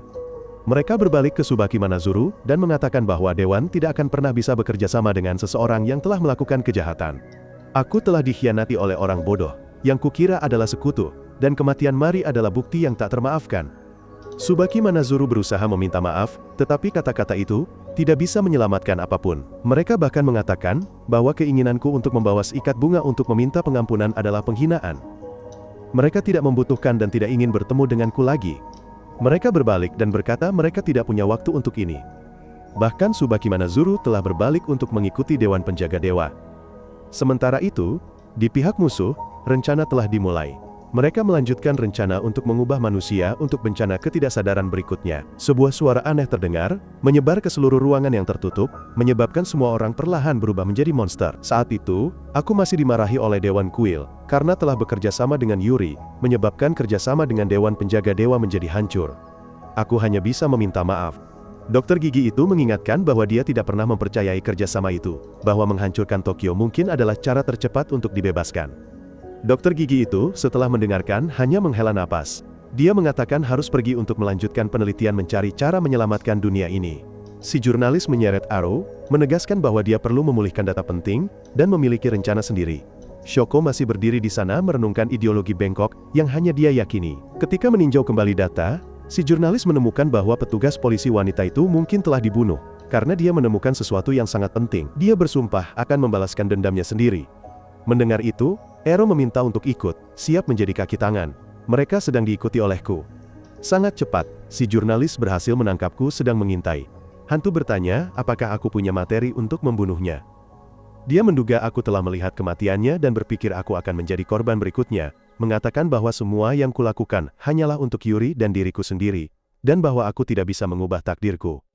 Aku tidak bisa menyangkalnya, tapi aku juga tidak bisa mengatakan bahwa aku ingin mengubah takdir. Namun aku malah dihadapkan dengan sikap dingin. Pada akhirnya, wartawan dan Arrow pergi, memperingatkanku untuk menjauh sejauh mungkin jika tidak ingin mati. Dalam kegelapan, musuh juga sedang berunding. Sepertinya rencana rahasia mereka telah terungkap. Inuki Aoba mengungkit tentang membunuhku. Dia tidak menyangkal permintaan untuk bertindak, tetapi ketua menolak, tahu bahwa Inuki Aoba hanya tersisa dengan kebencian yang membabi buta. Inuki Aoba pergi dengan marah, meninggalkan pria bertato itu untuk mendesak ketua, mengatakan bahwa aku adalah duri dalam mata mereka, dan mengingatkan bahwa aku pernah menolak Yuri, para pelindung dan kuil untuk bekerja sama. Aku bisa mengumpulkan semua orang, dan berpotensi menjadi Raja Merah di masa depan. Pada saat yang sama, di selnya, Yuri sedang merenungiku melalui foto masa kecil yang diambil bersama. Perawat itu duduk sendirian di laboratorium, dengan lembut menyentuh batu yang ditinggalkan oleh orang yang sudah meninggal. Di tempat lain, Isshin Kakihara mencari Tsubaki Manazuru, memberitahunya bahwa wartawan itu mungkin akan mendapat masalah. Dia ingin meminta bantuan Tsubaki Manazuru atas nama pelindung. Tsubaki Manazuru mengangguk diam-diam, mengatakan dia akan membantu. Wartawan itu sedang meninjau informasi, melihat Ero tertidur dan menghela napas, tidak yakin apakah Tsubaki Manazuru sedang mengawasi mereka. Di tangannya ada peta, dengan area yang dilingkari merah, dan secara kebetulan, itu membawanya ke tempat di mana Shoko pernah memerintahkan penghancuran Tokyo. Saat sedang berpikir, dia menyadari bahwa aku masih diam-diam mengikutinya. Dia pergi ke taman untuk berbicara denganku. Wartawan itu tertawa, mengatakan dia tidak peduli tentang hidup atau mati, karena dia adalah satu-satunya yang selamat dari sebuah keluarga yang memilih bunuh diri. Dia menatapku lurus, bertanya mengapa seseorang yang siap membunuh ayahnya sendiri, malah berpegangan pada kehidupan. Dia menanyaku lagi tentang insiden tahun itu. Aku dengan tegas menolak, mengakui bahwa aku tidak lagi mengingat semua detailnya. Tapi sejak hari itu, aku hanya hidup dalam kesedihan dan pernah ingin mati saat itu juga. Namun, di dalam hatiku, masih ada alasan untuk terus hidup, jadi aku belum bisa mati. Di mataku saat ini, terpancar keinginan untuk hidup, tidak mau menyerah. Pandangan yang telah dicari oleh wartawan itu begitu lama. Namun demikian, dia masih belum memaafkanku. Wartawan itu berhenti sejenak, lalu mengajakku ke tempat di mana polisi telah melakukan penyelidikan. Di sana, mereka mengikuti petunjuk yang tersisa. Penjahat telah menciptakan semua perangkap buatan. Tiba-tiba, ketiganya disergap oleh penjahat itu. Aro segera menerima satu tusukan mematikan di dada. Wartawan itu menyadari bahwa merekalah yang telah membunuh polisi itu. Aku meraung dan berlari ke depan, tetapi bayangan orang mati mencengkeram kakiku, membuatku panik dan bertindak gila. Memanfaatkan kesempatan ini, Dewa Kematian menggunakan benang untuk mengikatku. Wartawan itu memintaku untuk menggunakan energi darahku, tetapi aku tidak bisa berbuat apa-apa dalam situasi ini. Ternyata penjahat itu menggunakan musik aneh untuk mengikat pikiran dan memenjarakan hati. Wartawan itu mendekat untuk memberiku semangat, tetapi malah terkena tusukan. Aro, meskipun terluka parah, masih berusaha melindungi wartawan itu dan tertusuk mati. Dia menyuruhnya untuk tetap hidup, lalu menghilang ke kehampaan. Pada saat itu, wartawan itu tiba-tiba mengingat segalanya. Dia mendengar suara-suara seperti dari kerabat yang sudah meninggal mendesaknya untuk terus hidup. Namun, alih-alih menyelamatkan hidupnya, dia malah menyerangku. Dia menyatakan bahwa tujuan hidupnya adalah untuk menjebakku. Dia tidak bisa menerima bahwa orang tuanya telah menolaknya. Jika dia mencintai seseorang, dia ingin pergi bersama mereka. Oleh karena itu, dia tidak bisa menerima seseorang sepertiku. Seseorang yang menolak untuk mati bersama ayahnya. Tapi sepertinya dia salah. Dia menyatakan bahwa aku sama sekali tidak bersalah. Dalam sekejap, dia meninjau kembali dokumen dan mengetahui kebenaran bahwa aku tidak pernah membunuh ayahku melalui berkas kasus. Setelah itu, dia jatuh. Aku mendukungnya, memberitahu Tsubaki Manazuru di langit bahwa penjahat ini adalah orang yang membunuh polisi itu. Tsubaki Manazuru mengejar si penjahat. Dengan napas terakhirnya, wartawan itu membisikkan kata-kata terakhir kepada saya. Dia ingin aku tetap hidup, dan suatu hari nanti dia pikir aku akan menjadi kekuatan hidup bagi orang lain. Setelah mengatakan itu, tubuhnya menghilang ke kehampaan, meninggalkanku sebuah batu merah menyala. Pada saat yang sama, di ruang lain, Shoko duduk bersama Dux. Mengetahui bahwa satu orang lagi telah pergi, Dux memerintahkan mereka untuk berusaha sekuat tenaga, karena ada rencana yang akan datang terkait takdir. Organisasi oposisi sedang merencanakan serangan ke sebuah gedung opera besar. Dewa Kematian akan menjadi penyanyi utama konser hari itu. Selain itu, pertunjukan ini membutuhkan hadiah malam yang berharga, dan pada pertunjukan itu, mereka berencana untuk mengakhiri segalanya. Dewa Kematian akan menyanyikan lagu perpisahan yang menyedihkan untuk Raja Merah. Pada akhirnya, hanya Akira Kark yang bersedia pergi bersama Tsubaki Manazuru untuk membantu kelompokku melalui wartawan itu. Aku juga sudah mengetahui segalanya. Sungguh menyakitkan bahwa wartawan itu juga telah meninggal. Dia juga orang yang baik. Aku bertekad dengan segala cara untuk menghentikan rencana kekacauan dan untuk tetap hidup. Semua orang pergi ke kuil untuk mendiskusikan rencana kerjasama. Shoko terus mengomentari kematian polisi itu untuk menciptakan perpecahan, tetapi Tsubaki Manazuru tetap tenang, mengatakan bahwa itu karena dia bertindak sendirian. Dux menggambar konstelasi Ursa Mayor di langit-langit. Ketika konstelasi ini selesai, bencana besar kedua akan terjadi, dan peluang mereka untuk bertahan hidup hampir nol. Aku menghitung bahwa mereka hanya perlu menghentikan ritual sebelum selesai untuk memiliki kesempatan menyelamatkan banyak orang. Berdasarkan petunjuk yang ditinggalkan oleh polisi wanita itu, kunci terakhir tersembunyi di gedung opera tak berujung, sebuah proyek yang dibangun oleh organisasi ilmiah Avil. Shoko tertawa, mengatakan bahwa akhirnya wartawan itu juga telah melakukan sesuatu yang berguna. Dia bahkan bercanda bahwa aku pasti sangat senang, karena duri dalam mata telah menghilang. Bahkan, ketika aku memintanya untuk berhenti, dia terus mengejek. Julia merasa tidak nyaman, dan bahkan Tsubaki Manazuru merasa wanita ini sulit menyenangkan. Aku bersumpah bahwa aku akan mengakhiri segalanya sendiri, bahwa aku akan menjadi orang yang berani bangkit, melawan takdir yang kejam yang telah ditentukan. Dux menyeringai seolah-olah dia telah melihat sebagian masa depan. Ayah Yuri berdiri di ambang pintu, menghitung bencana besar kedua akan segera dimulai. Meskipun rencana ini tampak sangat sempurna, dia pikir dia harus tetap waspada. Dia menganggap Yuri sekarang tidak berguna untuk rencana yang lebih besar. Seseorang dalam kelompok itu menyebutkan seseorang yang belum bertindak. Dia menyebut orang itu sebagai sebuah mahakarya, dan memperingatkan agar tidak membandingkan mereka dengan Yuri. Inuki Aoba bertanya apakah dia berurusan dengan semua subjek uji coba dengan cara ini. Dia menjawab bahwa dia tidak ingat kegagalan apapun, lalu mengatakan bahwa jika Inuki Aoba tidak cukup berguna, dia akan disingkirkan. Namun, dia menolak untuk mengizinkan Inuki Aoba membunuhku ketika dia memintanya, sebaliknya, memberinya tugas untuk menjaga titik lain. Sebuah perintah membuat Inuki Aoba marah, tetapi dia tidak berani tidak mematuhinya. Ketika Inuki Aoba tidak mengerti mengapa ketua memperlakukannya seperti itu, sesosok orang sakit-sakitan di sudut ruangan berkata bahwa, jika dia Inuki Aoba, dia bisa mengabaikan segalanya untuk menunggu balas dendam, bahkan batu dimensi. Ayah Yuri menegaskan keputusannya mutlak. Inuki Aoba keluar dan bertemu Yuri. Dia dan seorang prajurit mencaci maki, mengatakan bahwa dia seharusnya membunuh Yuri saat itu dan kemudian menanganiku. Haru Minakami percaya bahwa semua itu adalah kesalahan Yuri, karena telah jatuh cinta pada pihak musuh. Tsubaki Manazuru sedang mencuci mobil di waktu luangnya ketika prajurit Haru Minakami melaju melewatinya. Dia menganggap pria ini sangat sombong. Dia memberinya surat yang memberitahukan bahwa hari pengiriman batu dimensi buatan adalah hari ini. Berita ini membuat semua orang segera berkumpul di kuil untuk berunding apakah itu tipuan atau tantangan. Jika kelompok antagonis berencana untuk menyandera semua orang di gedung opera, maka ketika kelompokku tiba, mereka akan mengubah semua orang menjadi monster. Skenario ini akan membuat hari kiamat kedua mengubah Tokyo menjadi kekacauan yang tidak dapat diperbaiki. Shoko dengan kejam menghitung untuk mengorbankan semua orang. Aku dengan susah payah membuat rencana, percaya bahwa selama mereka menonaktifkan piano sebelum konduktor mulai bermain, mereka dapat membatalkan efek dari sirkuit suara. Rencana itu tampak sederhana, tetapi mengandung banyak risiko. Aku tahu aku harus bertindak dengan benar. Sendirian di taman sebelum naik ke panggung, aku memikirkan segalanya, bertanya-tanya siapa yang harus berkorban selanjutnya. Gambar berlumuran darah itu, kembali seperti mimpi buruk, kali ini dengan banyak orang. Menyadari hal ini, Dux mencatat bahwa saya bisa memasuki mimpi orang lain, mengatakan bahwa saya tampaknya sudah terbiasa dengan tangan berlumuran darah, dan bahwa saya mencari keselamatan lebih dari siapapun. Dux mengamati bahwa saya belum pernah benar-benar mengalahkan takdir. Tapi saya bangun, kali ini tanpa rasa takut lagi. Harapan kosong saya berubah menjadi tekad dingin bahwa saya bisa melakukannya. Pada malam aksi di rumah pesta, Inuki Aoba pingsan, membuat Haru Minakami mengingatkan. Haru Minakami melaporkan bahwa saya akan datang malam ini. Inuki Aoba terkejut mengetahui bahwa Haru Minakami telah mengirim surat kepada kelompok saya untuk memberi Inuki Aoba kesempatan membunuh saya. Haru Minakami percaya pada Inuki Aoba. Kelompok saya segera mendekati titik nol dengan segala cara.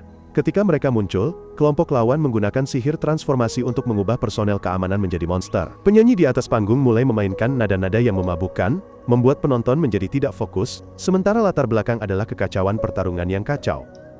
Saya menembus penghalang dan berlari ke arah panggung dengan niat untuk menyingkirkan penyanyi sebelum dia menyelesaikan penampilannya. Tapi Inuki Aoba muncul, menghalangi jalan saya. Rencana serangan mendadak gagal dalam sekejap, keputusasaan jelas terlihat di wajah saya, ketika saya melihat segalanya tidak berjalan sesuai rencana.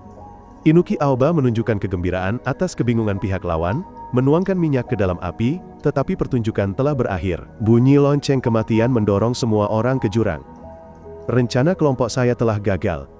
Penyanyi kematian telah mengubah semua orang menjadi monster. Dalam kekacauan itu, kenangan menyakitkan membanjiri saya. Saya ingat saat-saat konfrontasi yang membuat Inuki Aoba membayar harganya.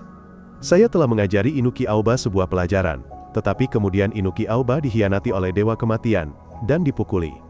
Situasi ini dengan cepat dieksploitasi untuk memulai pembantaian, membuat orang-orang yang berkonspirasi percaya bahwa Raja Merah akan muncul di tengah kekacauan. Tiba-tiba, kekuatan yang lebih dalam di dalam diri saya terbangun. Tanda Raja Merah bersinar seperti kilatan cahaya dingin. Melihat bahwa Inuki Aoba telah berhasil membangunkan Raja Merah, Dewa Kematian percaya bahwa Inuki Aoba telah menyelesaikan tujuannya. Dia membunuh Inuki Aoba. Harumi Nakami dengan gila-gilaan menyerang untuk membalaskan dendam temannya, tetapi dipukuli oleh Dewa Kematian. Namun, dia tidak mati karena Akira Kark memukul ke arahnya. Dewa Kematian memuji, mengatakan, "Sungguh indah mati demi orang yang kamu cintai." Setelah itu saya mengaktifkan mode Raja Merah dan memasuki pertarungan melawan Dewa Kematian.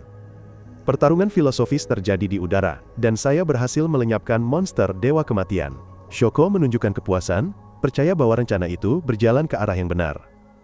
Sementara itu, di tempat lain, ayah Yuri memeluk gadis kecil itu dan menangis. Karena rencana itu telah gagal, dia tidak akan bisa menciptakan kekacauan besar lainnya. Dan gadis itu, Chiu, membuka mulutnya memanggilnya ayah. Julia senang karena telah mencegah peristiwa kekacauan kedua. Berpikir bahwa mulai sekarang dunia akan damai. Ayah Yuri memanggil kedua putrinya, Yuri dan Xiu, ke sisinya. Dia menatap mereka dengan tatapan dingin, dan menyatakan bahwa mulai sekarang pertarungan sesungguhnya akan dimulai, bahwa sudah waktunya mereka meninggalkan segalanya, dan memasuki dunia baru. Dia telah menahan Chiu untuk hari ini. Suasana di ruangan itu segera menjadi berat, ketika bawahan berbisik, bahwa sekarang mereka harus memprioritaskan penghilangan saya. Kata-kata ini jatuh seperti perintah kejam, membuat Yuri membeku. Para bawahan yang setia segera menjelaskan segalanya kepada gadis itu. Dia mengambil kesempatan untuk menatap Yuri dan menjelek-jelekan saya, mengatakan bahwa saya telah membunuh 2 orang di pihak mereka dan ribuan klon. Dia melukiskan gambar seorang pengkhianat untuk memperkuat alasan kebenciannya. Yuri masih percaya pada saya, tetapi layar di ruangan menyala, menunjukkan saya melakukan hal-hal mengerikan. Gambar ini seperti pukulan ke kepercayaan rapuhnya. Di gereja, Shoko menyombongkan diri kepada Dux bahwa rencana itu berhasil. Dia menghancurkan batu ajaib yang mencegah kekacauan kedua. Meskipun banyak orang telah meninggal, Shoko masih menyombongkan diri seolah-olah dia pantas mendapatkan pujian besar, sekaligus menyalahkan organisasi, membuat suasana semakin kacau. Julia menyatakan bahwa saya adalah Raja Merah, tetapi Shoko membantah bahwa hanya yang selamat terakhir yang memiliki kualifikasi sebagai Raja Merah, dan dia percaya satu-satunya yang memenuhi syarat di sini adalah dirinya sendiri. Dia berbalik ke Dux mencari sekutu, tetapi Dux hanya tersenyum tipis. Di rumah sakit, Harumi Nakami dan Akira Kark terbaring tidak sadarkan diri dengan luka parah. Untungnya, Julia muncul tepat waktu untuk merawat mereka dan membawa mereka ke rumah sakit. Sementara Shoko mencemooh semua orang dan buru-buru pergi untuk menghancurkan batu keabadian, sebuah tindakan yang kemudian dia sombongkan sebagai pencapaiannya sendiri, mereka menduga bahwa Harumi Nakami juga mungkin terkejut bahwa orang yang dia buru justru menyelamatkan hidupnya. Sementara saya selalu percaya bahwa ada cara untuk menyelamatkan semua orang, saya tidak melakukan segalanya hanya demi kehormatan pribadi. Saya berpikir tentang cara menyelamatkan semua orang. Dalam pikiran saya, gambar-gambar berlumuran darah dan orang Sima-Piah, orang yang jatuh masih muncul. Pikiran ini membuat saya gelisah. Dokter dan Chiu pergi ke tempat persembunyian rahasia. Selama ini, dia selalu membiarkan Chiu mengurus semuanya tanpa campur tangan. Gadis kecil itu mengaktifkan perangkat yang membuatnya senang. Dia memulihkan laboratorium dokter dan tidur malam itu. Mereka percaya bahwa melalui perangkat ini, bahkan jika keruntuhan kedua gagal, dia masih bisa memaksa pembukaan gerbang. Perhitungan ini datang dengan risiko yang sangat besar. Tokyo akan dihancurkan, tetapi dia tidak peduli tentang apapun. Dia hanya perlu bertemu ibuku sekali, itu sudah cukup baginya. Dia rela mengorbankan seluruh dunia demi orang di dunia lain. Di gereja, Xiaoko mengutuk saya karena mencuri kesempatan untuk menunjukkan dirinya di depan Dux. Dia percaya bahwa saya tidak pantas menjadi Raja Merah. Dia akan menjadi orang yang menghentikan kekacauan dan merebut posisi itu. Dia berharap saya akan segera menghilang, dan dia mendapat ide jahat untuk membunuh semua orang agar dia menjadi satu-satunya yang selamat. Dewa Kematian muncul entah dari mana, mengatakan bahwa pikiran Shoko telah disalahpahami, lalu dengan lembut menghilang seperti saat dia muncul. Lilin di gereja jatuh, membakar sebagian ruang. Sementara itu, Yuri dipaksa oleh ayahnya untuk menonton video saya membunuh orang, dan dicuci otak olehnya. Dia ingin berbalik, tetapi ayahnya memaksanya untuk menonton dari awal sampai akhir. Dia percaya bahwa saya secara bertahap dikonsumsi oleh kekuatan Raja Merah, secara tidak sengaja bunuh diri. Saya akan segera kehilangan kendali dan menghancurkan segalanya. Dia percaya bahwa hanya Yuri yang bisa menyelamatkan saya, mencegah saya menjadi Raja Merah. Semua orang berkumpul di gereja. Shoko telah meninggal, hanya meninggalkan satu batu. Dux terbang masuk tanpa menyesali kepergian Shoko, dan mengumumkan gerakan baru dari pihak lawan. Mereka punya rencana untuk membawa Tokyo ke dunia baru. Kali ini, dia akan membiarkan semua orang memutuskan tindakan selanjutnya. Saya menjadi marah lagi, mengingat dengan jelas bahwa rencana untuk menghancurkan Tokyo adalah ide darinya. Yuri duduk di samping tempat tidur, khawatir mengingat kata-kata yang digunakan ayahnya untuk mencuci otaknya. Dia sangat khawatir tentang saya. Dia pergi ke rumah yang akrab tempat saya, biasa duduk sejak lama. Seperti biasa, dia membawakan saya secangkir coklat panas yang baru diseduh. Meskipun kedua belah pihak bermusuhan, perasaan di antara mereka tidak akan pernah berubah. Saya duduk di rumah tua itu meminum coklat yang dibawa Yuri. Rasanya mengingatkan saya pada kenangan lama dan meyakinkan Yuri bahwa saya masih orang yang sama. Dia tidak percaya saya bisa menjadi orang yang digambarkan oleh layar. Saya mengakui bahwa tindakan saya terkadang membawa kekejaman yang mengerikan. Tetapi saya percaya bahwa jika saya tidak bertindak sendiri, saya tidak akan bisa menyelamatkan orang Sasariteta, orang yang terancam oleh kabut dan ritual. Demi ideologi saya menerima tangan saya berlumuran darah. Yuri terkejut dan menjatuhkan cangkir coklatnya. Melihat bahwa saya telah berubah, sebelum saya berdiri dan pergi, Yuri menggenggam tangan saya, memohon agar saya berhenti membunuh lagi. Tetapi saya mengatakan bahwa sekarang saya harus bertarung. Konflik internal itu berlanjut sampai organisasi memiliki rencana baru. Dan saya masih menolak untuk menghindari tanggung jawab yang tampaknya telah dipercayakan kepada saya oleh Eninoi dan Isshin Kakihara. Yuri memohon kepada saya, mengatakan bahwa saya adalah satu-satunya yang dia butuhkan. Dia meminta saya untuk melupakan menjadi Raja Merah dan tinggal bersamanya. Dia ingin kami melarikan diri ke suatu tempat di mana hanya ada kami berdua. Saya menolak dan pergi. Yuri tidak punya pilihan lain, dia bertransformasi untuk menghentikan saya. Julia mengikatnya, berpikir bahwa Yuri membuat saya terganggu. Saya telah berubah sejak Yuri muncul, jadi dia adalah ancaman yang harus disingkirkan. Julia akan membunuh Yuri untuk membuat saya kembali normal. Saya berusaha campur tangan, tetapi situasi yang tegang itu tiba-tiba terkejut ketika Yuri membunuh Julia. Tindakan ini membuat saya terkejut. Yuri buru-buru terbang pergi, pikirannya kacau karena tindakannya yang ekstrim. Dia berkata dia tidak tahu apa-apa. Dia hanya panik. Pada saat yang sama, dokter dan Chiu telah mengaktifkan sistem. Alarm pemusnahan mulai berbunyi. Hal yang paling mereka takuti telah dimulai. Seluruh kota menjadi sunyi dalam kegelapan dan badai pemusnahan. Meskipun hanya tersisa 4 orang berdiri bersama, kelompokku masih bertekad menyelamatkan dunia. Dux muncul, membawa informasi baru. Pusat dari perangkat pemusnahan ini adalah apa yang telah merenggut nyawa ibuku, dan mereka harus menghancurkan perangkat ini. Setelah saling menguatkan, mereka terbang bersama. Di mana-mana diselimuti kekacauan. Seluruh kota seakan tertelan. Sang dokter bersukacita atas keberhasilan penelitiannya, yakin perangkat ini telah membantu menghubungkan dua dunia. Jika terus begini, Tokyo akan hancur. Saat kelompokku terbang di udara, mereka tiba dihadang oleh pihak antagonis. Penyanyi Dewa Kematian ingin mengambil nyawaku untuk melunasi hutang lama. Di tengah kekacauan itu, semua orang memutuskan untuk membiarkanku sendirian. Mereka membiarkanku menghadapi penyanyi Dewa Kematian sendirian, dan terbang ke markas organisasi.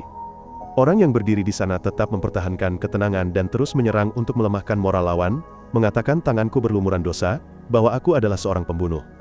Aku berdiri di tengah rentetan kata-kata ini, merasakan dalam semua luka yang terakumulasi di dalam hatiku. Aku rela memikul semua dosa, mengakui bahwa aku akan menanggung segalanya agar rekan-rekanku aman.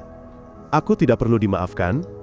3 orang yang tersisa terbang menuju markas tempat mereka diarahkan, tetapi itu hanyalah sebuah rumah biasa. Lantai dan lorongnya seperti kenangan akan sebuah keluarga yang pernah tinggal di sana. Dux menegaskan bahwa profesor dan ibuku pernah meneliti di tempat ini. Cara bicara Dux yang seolah tidak peduli membuat semua orang dalam kelompok sulit menahan diri. Mereka saling pandang dengan curiga, lalu fokus pada tujuan mereka. Tsubaki Manazuru menyerbu menerjang lawan, dengan bangga menyatakan dirinya tak terkalahkan. Pertarungan di panggung penyanyi Dewa Kematian memanas.